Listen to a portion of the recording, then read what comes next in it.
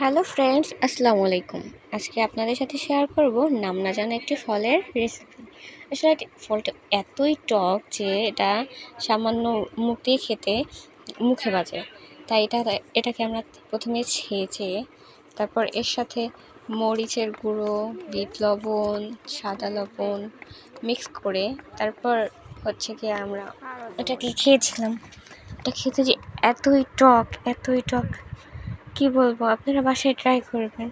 তবে ফলটির নাম না যেন ফলটির নাম কি, যদি আপনারা কেউ জেনে থাকেন অবশ্যই কমেন্টে জানাবেন। আমার ছোট একটি ভাগ্নে ছিল যার হাত আপনারা দেখতে পাচ্ছেন, ও পর্যন্ত খেয়েছে এবং ও খেয়ে বলতেছে যে খালামণি অনেক টক। বাই দ্য ওয়ে, একটা কথা, আপনারা আমার ভিডিও দেখেন স্কিপ করে কেন চলে যান? আমি এত কষ্ট করে ভিডিওগুলো মেক করি, আপনাদের মনে কি একটু মায়া দেওয়া জাগে না? এই টক ফল দেখেও তো মায়া দেওয়া জাগার কথা, জিভে লোল আসার কথা। আপনারা কেন আমার ভিডিওতে লাইক, কমেন্ট এবং শেয়ার করেন না?